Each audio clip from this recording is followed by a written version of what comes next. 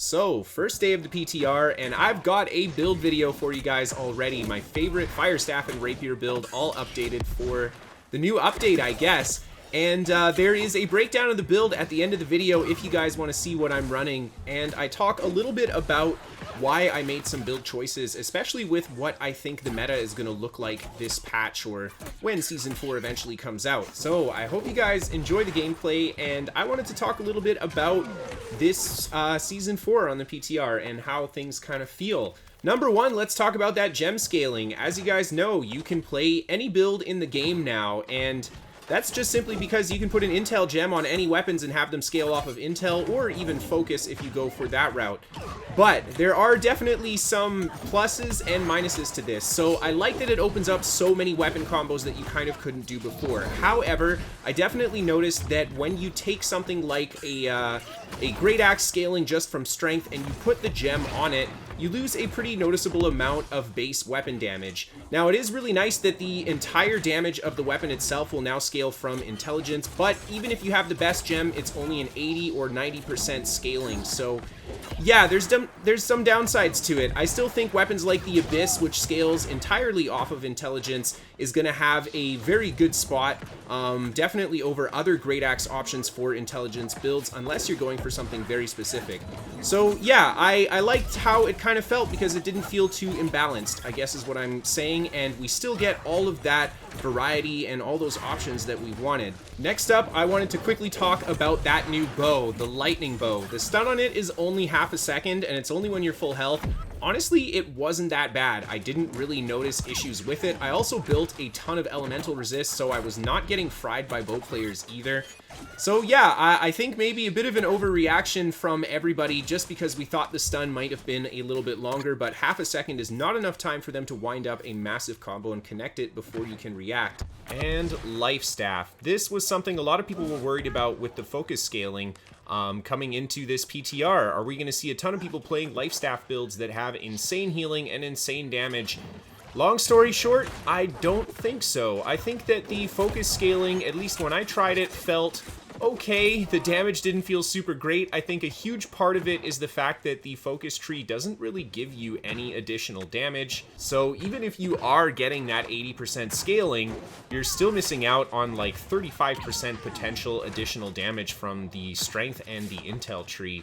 So yeah, I gotta say, I think that it is nice to be able to mix the Life Staff with stuff, but when I tried out some Life Staff builds, they didn't have crazy damage and crazy healing power. I had to kind of pick between one of them. So it's really nice that Life Staff gets all these kind of options now that it maybe didn't have before. But just like the gems, it doesn't feel overpowered. And that potion buff is nice. It feels like healing power is a little bit better. I didn't have shirking heals on the PTR, and I actually felt like I didn't really need it. And let's take a look at that build. Here are the attribute points. 50 dexterity for those bonus jump points, the crit chance, and of course that damage. 25 focus for the cooldown reduction. I like 150 con if I'm playing solo in PvP, at least giving me a little bit of durability. You can go more or less if you want. And then, of course, intelligence. Something to note about these gems is that even though it says it's supposed to scale only from intelligence in the patch notes, it actually scales from the original weapon stat and intelligence. So there might be some really OP combos that you can put together there. But that being said, even with the 80% scaling from the Rune Glass gem here, I still get more base weapon damage on the Rapier than its 65% base scaling if I didn't have the gem on. So it works out for this build well, but that's definitely something that I'm not sure is intended or not. But anyway, taking a look at the weapon masteries really fast. I'm running my standard Rapier tree. You guys have seen me use this a million times.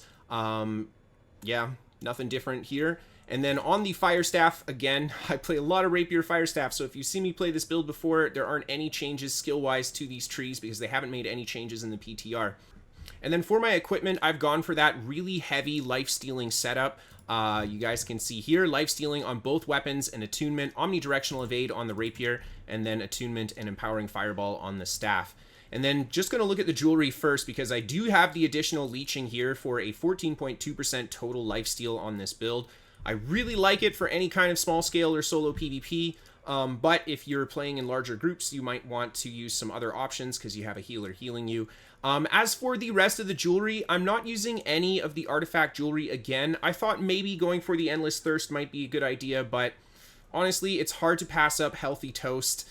So yeah, Healthy Toast, Refreshing Toast, Regen, and then of course, Stam Recovery, Shirking Dot Cleanse, and Thrust Protection. Shirking Dot Cleanse is your best friend this patch. Dots are doing a lot of damage, and I think having a lot of resistance to those dots is a huge deal right now. And then when we take a look at the gear, I've got a mix of Vigor, Elemental Aversion, and Refreshing.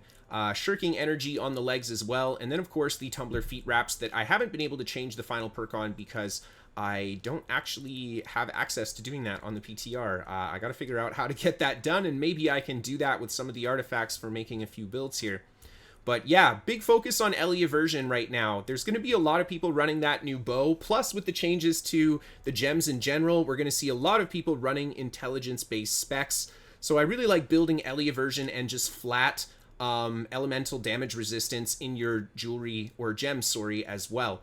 And you guys can see here I've stacked a decent amount of thrust resist still, but a lot of damage resist. Now, the reason I'm still stacking a lot of thrust resist is because bow and musket is still out there in force. If they're not using the artifact bow, they're going to be using at least 50 to 60% thrust damage. So this is a big damage cut to that kind of incoming damage for them. And then the one physical aversion on the boots is kind of nice for that too. Of course, all of the rune glass gems here are additional fire damage. This is the dream on the PTR, not reality for me, at least on my Iron Man on the live server. And then you want to go for the mix of consumables, health potion, regen, mana potion, and of course a hearty meal. You could go for a damage reducing option here. Maybe the elemental damage reduction would be a great option with so much elemental damage this patch, because that will affect melee damage as well.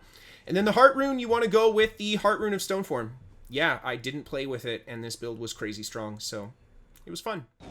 Well, after one day on the PTR, I have pretty good impressions about this update. Balance feels pretty decent, and healing feels pretty decent this patch too, but most importantly, that gem change just adds an insane amount of variety to builds, so yeah, for me, this is great. I love buildcraft, I love mixing up different weapons. Let's see what people come up with. I hope you guys enjoyed the video. If you want to see a written guide to this build and so many more, you can find it on my website, pvpnewworld.com.